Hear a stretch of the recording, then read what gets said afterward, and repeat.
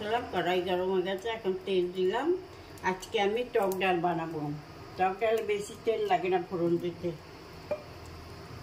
এই যে আম দিয়ে ডাল, আর এটা ডাল। কোন ডাল? হ্যাঁ, ডাল সেদ্ধ করে রেখে দিয়েছি। কোন ডাল এটা? এটা অরহর ডাল।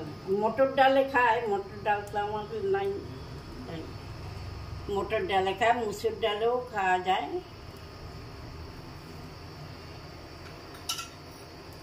শুকনো লঙ্কা ফোড়ন দিলাম আর সর্ষে ফোড়ন দিয়ে দিলাম।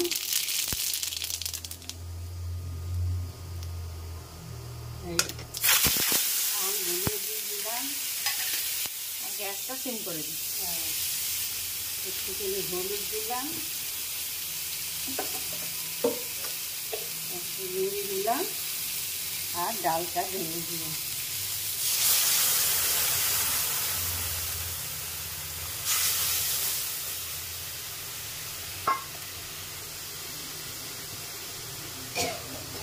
সেদ্ধ কতক্ষণ?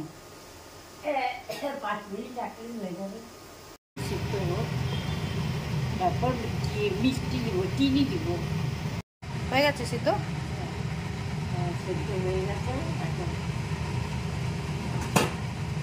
চিনি দিয়ে দিব। যে যেমন মিষ্টি খায় সেরকম দেবো।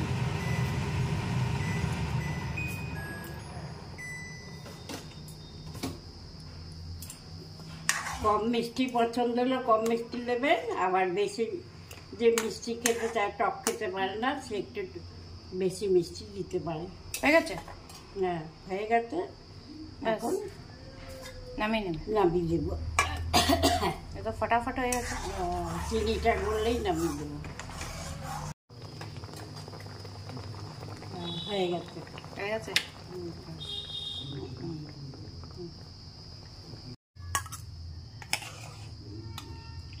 তো এই রেডি হয়ে গেছে আমাদের টক ডাল। হয়ে গেল। গরমের দিনের টক ডাল। আমি ঝাল খাই না বলে কাঁচা লঙ্কা দিইনি, আপনারা কাঁচা লঙ্কা দিতে পারেন একটা। আর খেয়ে দেখবেন কেমন হয়েছে, তারপর কেমন করে বোঝাবে? SMS করে না, কমেন্ট করে। কমেন্ট করে, হ্যাঁ, তারপর পাঠাবেন। Thank you.